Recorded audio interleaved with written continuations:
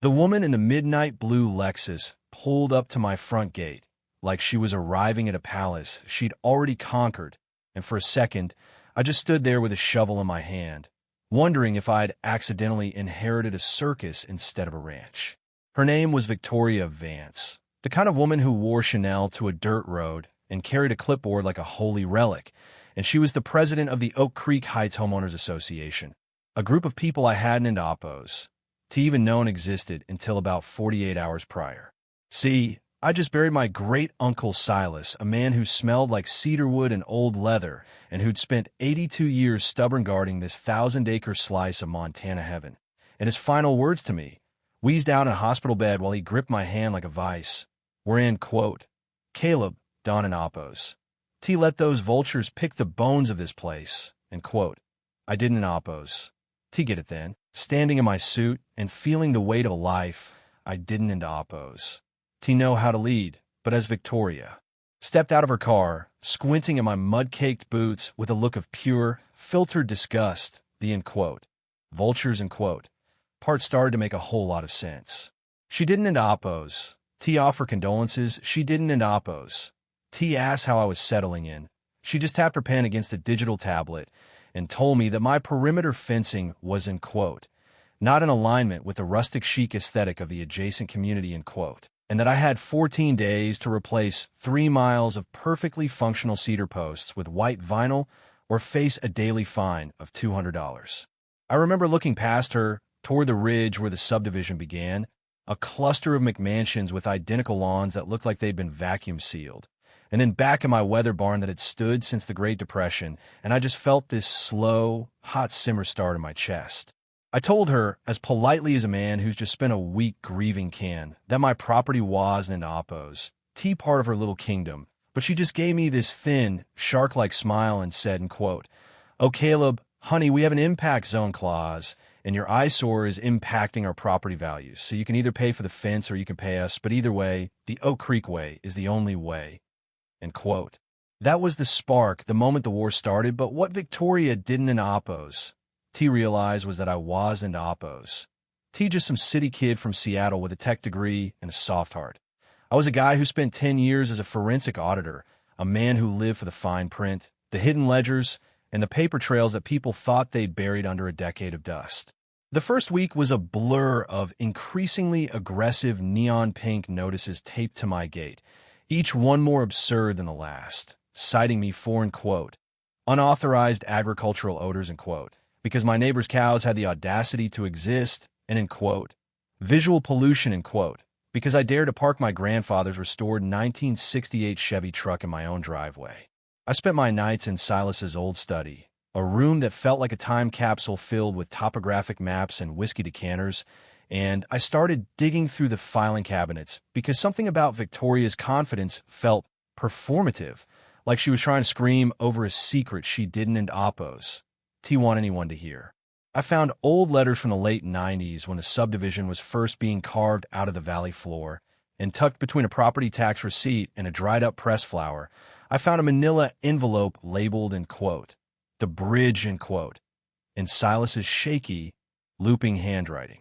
Inside was a document from 2004, a 30-year land use easement Silas had granted to the original developers of Oak Creek Heights. And as I read the legal jargon, my heart started thumping against my ribs like a trapped bird. The developers had realized too late that the only way to get power, water lines, and the main access road into the valley, not to mention the lavish community center and a heated infinity pool that Victoria bragged about in the local paper, was to cross a 12-acre strip of Silas's land. Silas, being a man who valued peace over profit, had let them build the entire heart of their community on his soil for a symbolic fee of $10 a year, provided they left him and his ranch the hell alone. But there was quote, behavioral termination, end quote, clause, a tiny, beautiful little paragraph that stated if the HOA ever attempted to assert legal or financial authority over the grantor's remaining estate, the easement would be rendered null and void, and all structures on that land would be considered, in quote, unauthorized encroachments, in quote, subject to immediate removal at the HOA and Oppos' expense. Victoria had spent 12 years turning that HOA into her personal fiefdom, firing anyone who questioned her and weaponizing city ordinances to bully the local ranchers. But she'd forgotten the most basic rule of power. You never, ever bite the hand that's letting you stand on its dirt. I decided to play it cool for a few days, letting the, violation fees, rack up to a cool $5,000 while I met with an old friend of Silas's, a retired land use attorney named Elias who lived down the road and had a grudge against Victoria that went back to a dispute over a gazebo in 2016. We sat on my porch, drinking lukewarm coffee and looking at the maps, and Elias just started cackling, a dry, wheezing sound that echoed off the barn as he pointed at the GPS coordinates of the Oak Creek Community Hub. Caleb, he said, wiping a tear from his eye, the clubhouse, the tennis courts, and about 400 yards of their only paved entrance road are sitting right on your dirt, and according to this, you could technically put up a no trespassing sign and turn their luxury gym into a very expensive hay barn by Monday morning. But I didn't in oppose. T want a hay barn. I wanted justice for the way they treated Silas in his final years, making him feel like a stranger on his own mountain, so I waited for the HOA's annual gala, the biggest night of the year where Victoria would be standing on a stage in that very clubhouse, draped in silk and ego, presenting the community visionary, award to herself. The night of the gala was crisp, the kind of Montana evening where the stars look like they're close enough to touch, and I didn't oppose. T wore a tuxedo, I wore my work jeans, my boots, and great Uncle Silas's old Stetson. When I walked into the clubhouse, the music stopped for a beat as people turned to look at the dirty rancher in the middle of their ballroom, and Victoria, who was mid-sentence at the podium, actually had the nerve to roll her eyes into the microphone. Mr. Braftoft, she sighed, her voice dripping with artificial pity, This is a private event for members in good standing, and considering you owe this association $5,000 in delinquent fines, I'm going to have to ask you to leave before I call the sheriff. I didn't oppose. Leave. I just walked right up to the edge of the stage, pulled out a stack of notarized documents, and asked her, loud enough for the back row to hear, Victoria, before I go, I just wanted to ask, did you ever actually read the 2004 easement agreement for this building, or were you too busy measuring the height of my grass? She turned a shade of pale that I can only describe as hospital bedsheet, and the room went so quiet you could hear the ice melting in the cocktail glasses as I climbed the steps and took the microphone right out of her hand. I told the 200 families sitting there that their beloved president had been playing a very dangerous game, and that by attempting to fine me and harass a property she had no authority over, she had triggered the termination clause of the very land they were standing on. I told them that as of midnight, this clubhouse was no longer community property, that the road they drove in on was technically a private driveway I could gate off whenever I felt like it, and that I'd already filed a, notice of encroachment, with the county that would freeze every single property sale in Oak Creek Heights until the land was returned to its original state, which meant tearing down the building we were currently standing in. The chaos that followed was beautiful in a dark, cinematic kind of way.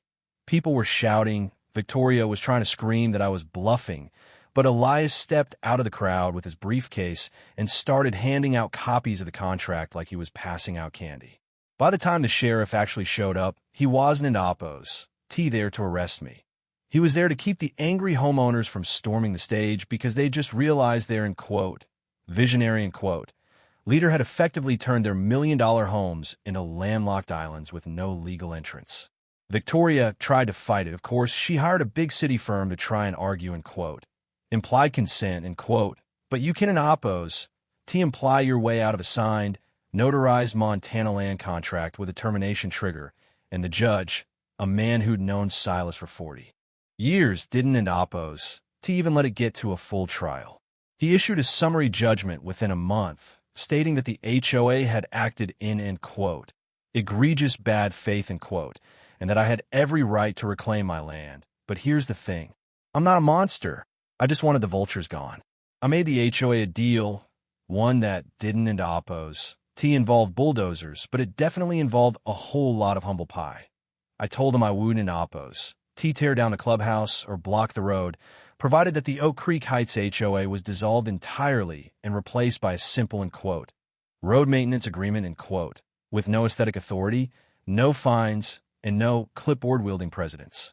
I demanded that Victoria Vance be permanently barred from any leadership role and that she pay back every single, in quote, aesthetic fine, in quote, she'd ever collected from the local ranchers out of her own pocket. And when the board saw the alternative was a $10 million loss and a total collapse of their property values, they voted her out so fast, it probably gave her whiplash. Now, the valley is quiet again, the way Silas liked it.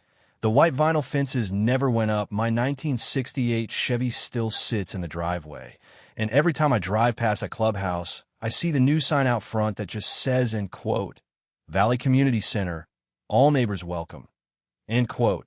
Victoria moved to Florida a few weeks after the settlement, apparently unable to look her neighbors in the eye after she almost cost them their life savings. And sometimes, when I'm out on the ridge at sunset, I can almost feel Silas sitting there next to me, taking a sip of whiskey and nodding at the land that stayed ours. But it makes you think, doesn't it, Oppos? It? We live in these communities where we hand over so much power to people just because they have a title and a fancy car. But how often do we actually check the foundation of that power? Was I right to take it that far? Or should I have just painted the fence and kept the peace? What would you do if you found out your neighbor's, in quote, authority, in quote, was built on a lie? Drop a comment and let me know if I'm the hero of this story or just a man who broke the neighborhood.